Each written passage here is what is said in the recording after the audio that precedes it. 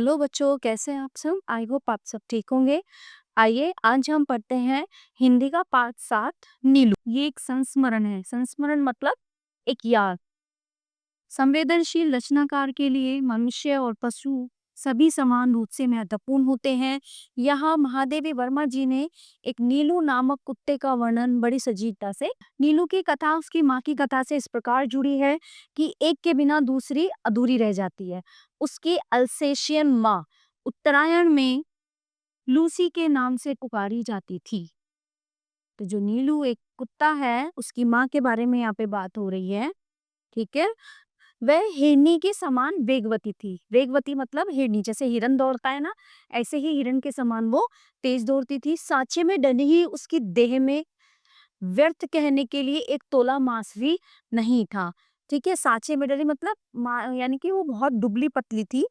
उसकी बुद्धिमानी का पता देने वाली काली परंतु छोटी आंखें, सजग खड़े कान और सघन रोएदार तथा पिछले पैरों के टखनों तक छूने वाली लंबी पूंछ, सब कुछ उसे राजसी विशेषता देते थे। वो सामान्य कुत्तों से भिन्न थी। जो सामान्य कुत्ते होते हैं, उनसे वो कुछ अलग थी। अल्सेशियन कुत्ता एक ही स्वामी को स्वीकार करता है। यदि परिस्थितियों के कारण एक व्यक्ति का स्वामित्व उसे नहीं मिलता, तो वो सबके साथ सहचर जैसा आचरण करने लगता है। लूसी की स्थिति भी स्वच्छंद सहचारी के समान हो गई थी। उत्तरायण में दो पहाड़ियों के बीच की पगडंडी के अंत में मोटर स्टॉप पर ही एक दुकान थी, जिसमें आवश्यक खाद्य सामग्री प्राप्त हो सकती थी। शीतकाल में रास्ता बर्फ से भर जाता था।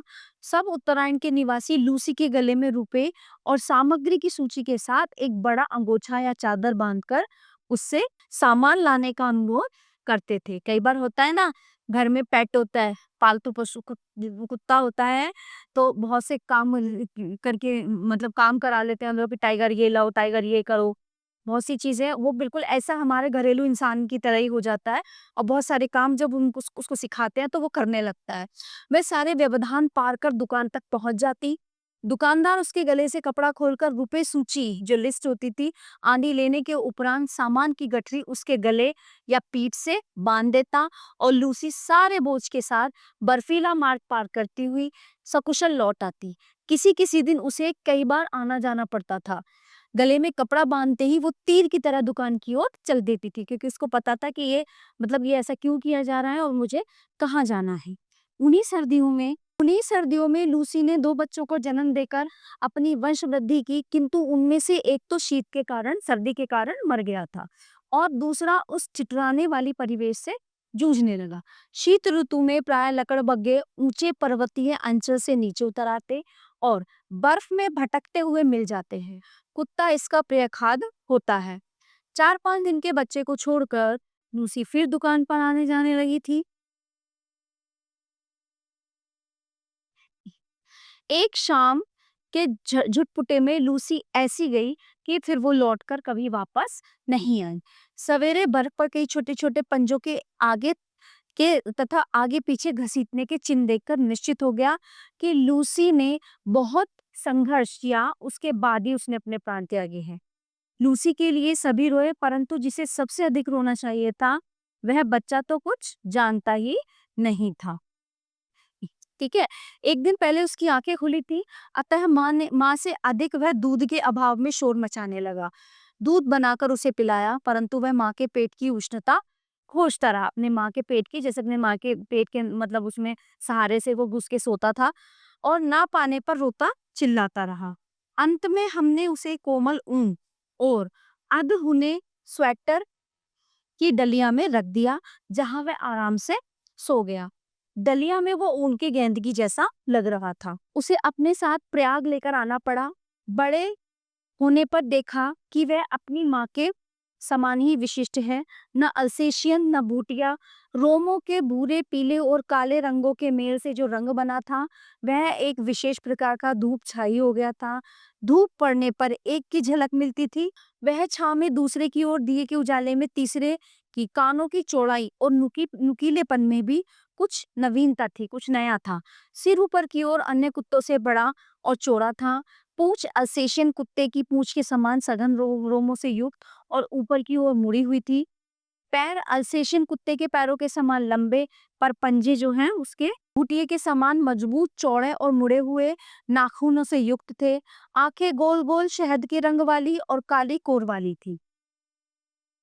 उसके बाल उसके बल और स्वभाव में भी विशेषता थी। ऊंची दीवार को वह एक छलांग में पार कर लेता था।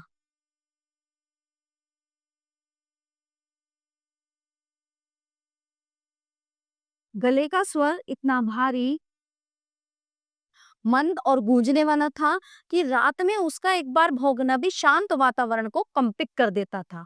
अन्य कुत्तों के समान गुणों का उसमें सर्वथा अभाव था। मैंने अनेक कुत्ते देखे और पाले हैं, किंतु नीलू का स्वभाव अनोखा गर्वीला था। उसके प्रिय से प्रिय खाद्य को भी यदि अनादर के साथ फेंक कर दिया जाता तो वह उसकी ओर देखता भी नहीं था, खाना तो दूर की बात थी। यदि उसे किसी बात पर झिड़क दिया जाता, बिना मनाए वे मेरे सामने ही नहीं आता था। पिछले 12 सालों में उसके बैठने का स्थान मेरे घर का बाहरी बरामदा ही रहा, जिसकी ऊपरी सीढ़ी पर बैठकर वह प्रत्येक आने जाने वाले का निरीक्षण। मुझसे मिलने वालों में वह प्राय सबको पहचानता था। किसी विशेष परिचित को आया देखकर वह धीरे धीरे भीतर आकर मेरे कमरे के दरवाजे पर खड़ा हो जाता। उसका इस प्रकार आना ही मेरे लिए किसी मित्र की उपस्थिति की सूचना थी। मुझसे आ रही हूँ सुनने के उपरांत वह पुनः बाहर अपने निश्चित स्थान पर बैठ जाता। न जाने किस सहज चेतना से वो अपरिचित या ऐसे में आए व्यक्ति को जान लेता था। तब नितांत निरपेक्ष और भाव से उसका घंटी बजाना, नौकर का आकर समाचार ले जाना आदि देखता रहता। कुत्ते भाषा नहीं जानते। चलिए, कुत्ते भाषा नहीं जानते, ध्वनि पहचानते हैं। नीलू का ध्वनि ज्ञान इतना विस्तृत और गहरा था कि उससे कुछ कहना जलने जलने वाले मनुष्य से बात करने के समान हो जाता था। बाहर या रास्ते में घूमते हुए यदि उससे कोई कह देता, गुरुजी तुम्हें ढूंढ रहे थे, तो नीलू वह विद्युत गति से, बिजली की गति से चार दीवारी कूदकर मेरे कमरे के सामने आदेश की प्रतीक्षा में आकर खड़ा हो जाता। फिर कोई काम नहीं है, जाओ कहने के बाद तक वह मूर्तिवत खड़ा रह जाता। कभी कभी मैं किसी कार्य में व्यस्त होने के कारण उसकी उपस्थिति जा ही नहीं पाती और उसे बहुत समय तक बिना हिले डुले खड़ा रहना पड़ता। हिंसक और क्रोधी हिंसक और क्रोधी भूटिए बाप और आखेट प्रिय अल्सेशियन माँ से जन्म पाकर भी उसमें हिंसा की प्रवृत्ति बिल्कुल नहीं थी।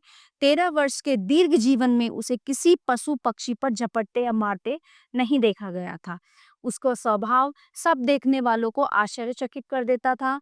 मेरे बंगले के रोशनदानों में प्राय गोरैया, एक चिड़िया होती है ना, गोरैया,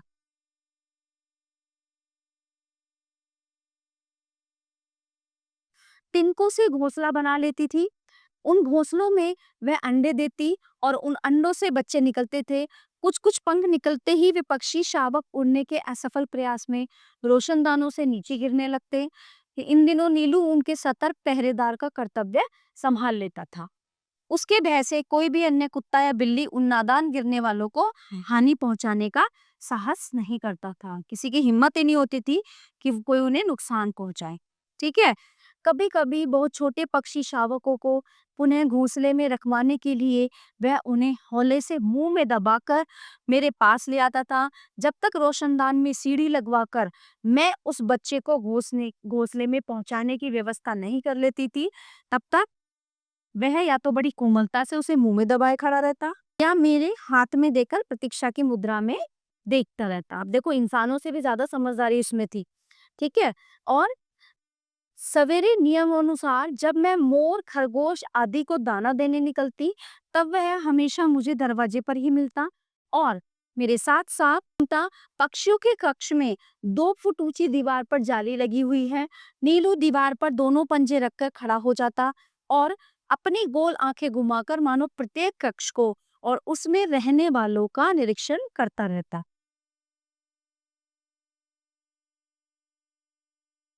सबके सो जाने पर वह गर्मियों में बाहर लॉन पर और सर्दियों में बरामदे में तख्त पर बैठकर पहरेदारी का कार्य करता।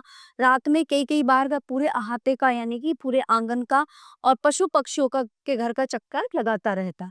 खरगोश धरती के भीतर सुरंग जैसे लंबे और दोनों द्वार वाले बिल खोद लेते हैं। मेरे खरगोश रात रात भर बिल खोदते खोदते पड़ोस के दूसरे अहाते में जा निकले और उनमें से जंगली बिल्ले द्वारा मार दिए गए।